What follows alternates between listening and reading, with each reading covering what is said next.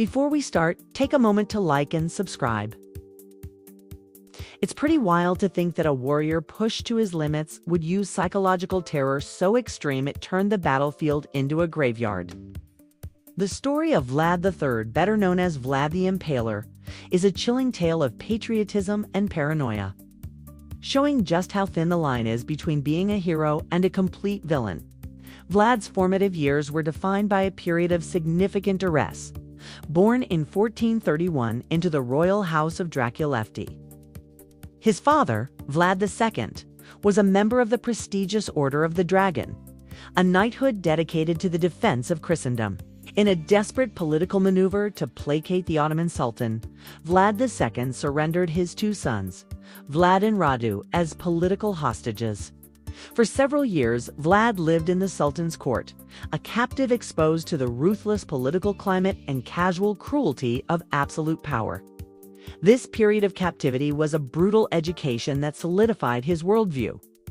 While his brother adapted to life at court, Vlad remained defiant, a fact that cultivated a deep-seated bitterness and a chilling determination to never again be a victim. This formative experience laid the foundation for his brutal philosophy, that only through a swift, absolute, and overwhelming display of power could a ruler control his destiny and deter a superior adversary. Following his release from captivity, Vlad's return to Wallachia coincided with a power vacuum caused by a series of assassinations and betrayals.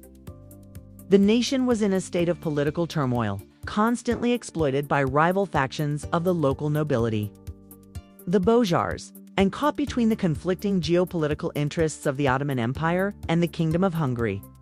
As a young man, he seized control of the throne with the backing of Hungarian forces, an alliance that proved crucial in his initial ascent. He immediately initiated a period of rigorous domestic policy designed to centralize authority and eliminate the rampant corruption that had plagued the country. His initial reign was characterized by a ruthless but effective campaign to curb crime and enforce a new order. As a testament to the effectiveness of his justice, he is said to have placed a golden cup in the center of a town square, a symbol no one dared to steal under his authority. This well-known story served a dual purpose.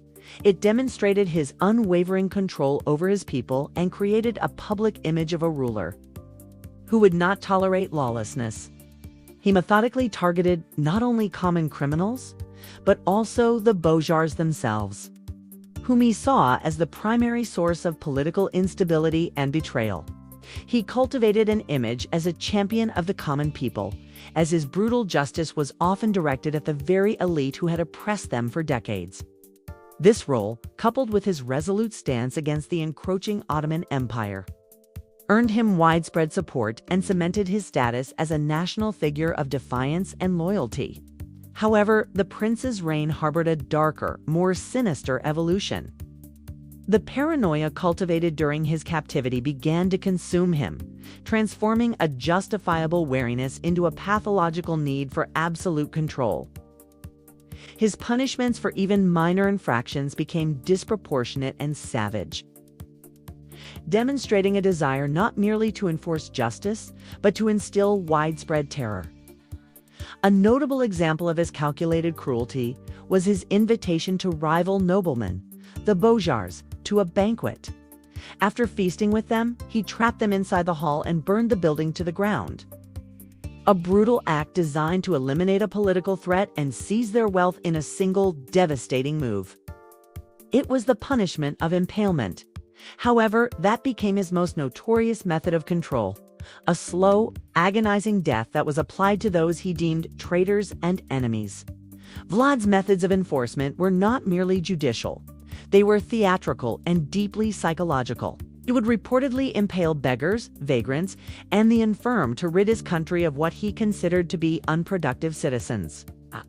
The act of impalement itself was a horrifying spectacle, with the stakes often blunted and greased to ensure a prolonged and agonizing demise that could last for hours or even days, a chilling testament to his profound inhumanity. Vlad's most infamous act was a masterstroke of both tactical brilliance and psychological warfare. When faced with a massive Ottoman army led by Sultan Mehmed II, Vlad understood that he could not win a conventional war due to the sheer numerical disadvantage. He therefore implemented a scorched earth policy, a ruthless tactic of total destruction designed to deprive the enemy of resources. This involved not only poisoning wells and burning villages and crops, but also a strategic campaign of small-scale guerrilla raids and ambushes.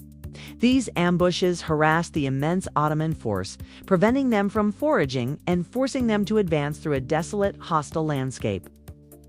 As the Ottoman army, burdened by its massive size and dwindling supplies, finally approached the Wallachian capital, they encountered a desolate, lifeless landscape that culminated in a horrifying spectacle: a forest of impaled soldiers. The thousands of Ottoman and Wallachan captives impaled on sharp stakes for over a mile created a horrifying tableau of suffering and death that served as a visceral warning to the invaders. The demoralizing effect of this sight was so profound that it broke the spirit of the Ottoman army. The accompanying stench of decaying bodies, combined with the grotesque visual reality of the spectacle, forced the Sultan to abandon his campaign and retreat. This act remains a powerful example of how psychological terror can be used to secure victory against an overwhelming military force. It was an unconventional victory born not of martial superiority, but of an absolute willingness to embrace a form of cruelty previously unseen. The scale of the impalement forest was not merely a display of force, but a meticulously planned psychological operation. The stakes were positioned with a chilling sense of order, creating a geometric pattern of human suffering that stretched for miles. This calculated presentation was designed to convey a message of absolute and unyielding power, turning the landscape itself into a weapon. Contemporary accounts suggest that the sight and the horrific stench of the decaying bodies had a profound and immediate effect on the Ottoman soldiers. Many of them were veterans of brutal campaigns, but had never witnessed a spectacle of this magnitude. This psychological shock, combined with the successful scorched earth policy, made it impossible for the Sultan's army to continue their advance. Faced with a terrifying and unseen enemy, one who would turn their own land into a graveyard to defend it, the Sultan ordered a full retreat. It was an unprecedented defeat for a ruler who had recently conquered Constantinople. This victory was not achieved through traditional battles, but through an act of sheer, calculated terror, a chilling testament to Vlad's genius for psychological warfare. Despite his strategic success, Vlad's obsession with impalement persisted. He was eventually deposed and imprisoned for a decade in Hungary, where his reputation for brutality made him a political liability. Though he was briefly restored to the throne, his final reign was short-lived, and he was killed in battle in 1476 under mysterious circumstances.